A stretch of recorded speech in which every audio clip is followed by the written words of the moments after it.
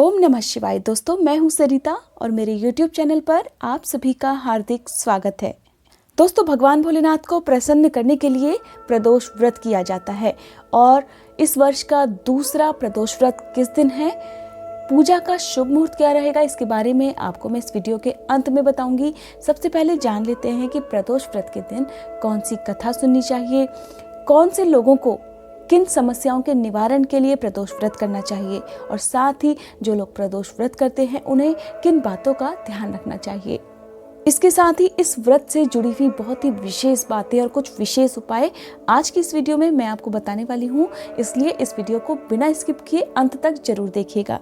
दोस्तों, इस व्रत को उन लोगों को जरूर करना चाहिए जिनको विवाह में परेशानी आ रही हो, कोई दिक्कत आ रही हो या फिर विवाह होने में देरी हो रही हो। अगर सच्चे मन से प्रदोष व्रत रखते हैं तो ऐसे में उन्हें मनोवांछित वर की प्राप्ति होती है और साथ ही उनकी इस समस्या का भी समाधान हो सकता है। दोस्तों, जिन लोगों की कुंडली में ग्रह दोष होते हैं ऐसे लोगों को विशेष रूप से प्रदोष व्रत जरूर करना चाहिए। और माघ महीने का जो शुक्ल पक्ष है, अगर आप पहली बार व्रत प्रारंभ कर रहे हैं तो ये महीना आपके लिए बहुत ही शुभ रहेगा। दोस्तों, हर महीने की त्रयोदशी तिथि को प्रदोष व्रत किया जाता है और इस दिन पूजा जो होती है वो प्रदोष काल में ही की जाती है, यानी कि सूर्यास्त से 1 घंटे पहले का समय और 1 घंटे बाद का समय प्रदोष काल माना जाता है। इसलिए आपको जब भी प्रदोष व्रत रखते हैं इसी समय में अपनी पूजा कर लेनी चाहिए। जानते हैं कुछ विशेष उपायों के बारे में। दोस्तों, कहा जाता है कि जब भी प्रदोष व्रत मंगलवार के दिन पड़ता है और जिसे भौम प्रदोष व्रत के नाम से जाना जाता है, तो कहते हैं कि इसका जो महत्व है वो बहुत ही बढ़ जाता है। ऐसे में जो लोग हमेशा कर्जे से परेशान रहते हैं उन्हें इस व्रत को करने से कर्जे से मुक्ति मिलती है। और इसमें उनको करना क्या है कि शाम के समय हनुमान चालीसा का पाठ प्रदोष व्रत के दिन करने से आपकी ये जो समस्या है कर्ज लेने वाली वो दूर हो सकती है। दोस्तों, वैसे तो प्रदोष व्रत में भगवान भोलेनाथ की ही पूजा की जाती है, लेकिन अगर मंगलवार के दिन ये प्रदोष व्रत पड़ता है तो ऐसे में हनुमान जी की भी पूजा आपको करने से हनुमान जी का भी आशीर्वाद मिलता है।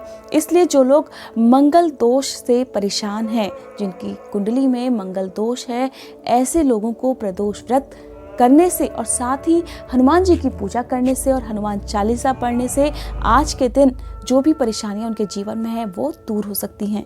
दोस्तों, अगला उपाय है उन लोगों के लिए जिनके घर में हमेशा कलह रहता हो, यानी कि कई बार ऐसा होता है कि रिश्तों में बहुत सारी खटास आ जाती है, लोग एक दूसरे से बात करना पसंद नहीं करते हैं। ऐसे में अगर प्रदोष व्रत मंगलवार के दिन है तभी आपको इस उपाय को करना है। और करना क्या है कि आज के दिन आपको भगवान भोलेनाथ का अभिषेक करना है।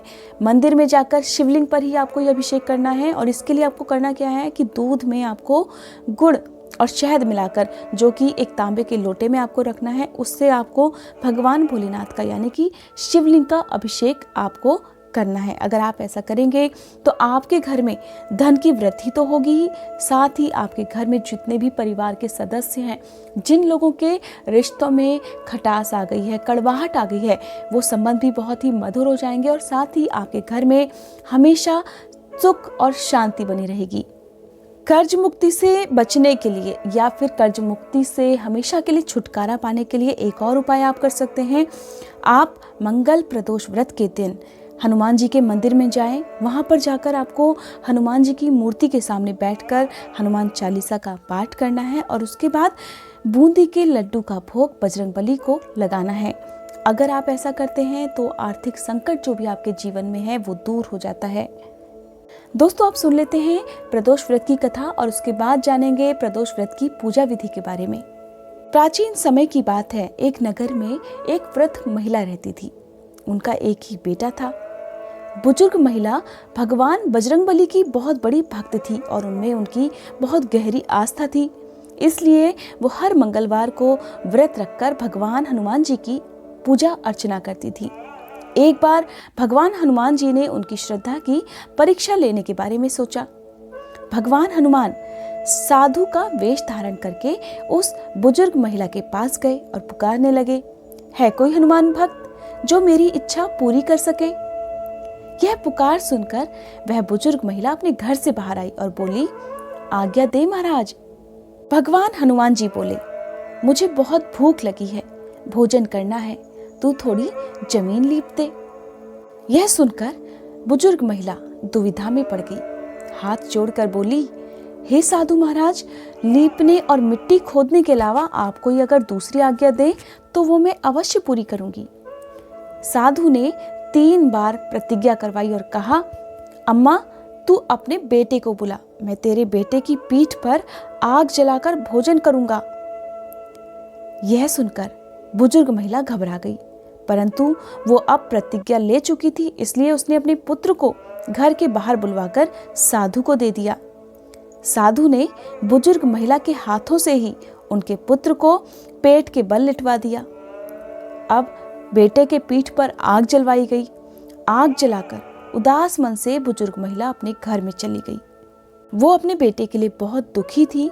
उधर भोजन बनाने के बाद साधु महाराज ने बुजुर्ग महिला को बुलाकर कहा, अब तुम अपने पुत्र को पुकारो ताकि वो भी आकर भोजन कर ले। उधर बुजुर्ग महिला ने सोचा कि अब तक तो उसका बेटा जिंदा भी नहीं होगा। तब बुजुर्ग महिला उत्तर में बोली, मेरे पुत्र का नाम लेकर मुझे और कष्ट ना दो।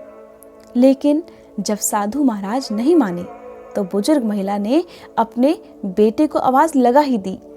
अपने बेटे को जीवित देखकर बुजुर्ग महिला को बहुत आश्चर्य हुआ और वो साधु महाराज के चरणों में गिर पड़ी।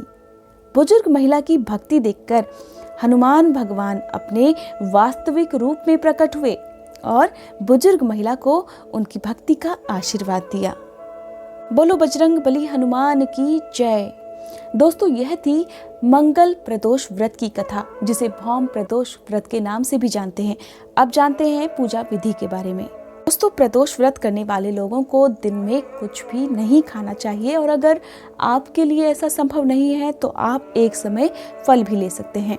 इस दिन सुबह स्नान करने के बाद भगवान शिव जी की पूजा की जाती है।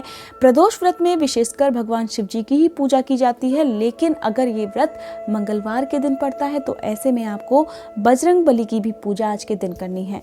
दोस्तों, प्रदोष व्रत में पूरे शिव परिवार की पूजा करने से बहुत ही शुभ फल प्राप्त होता है, इसलिए आप माँ पार्वती की पूजा भी आज के दिन जरूर करें।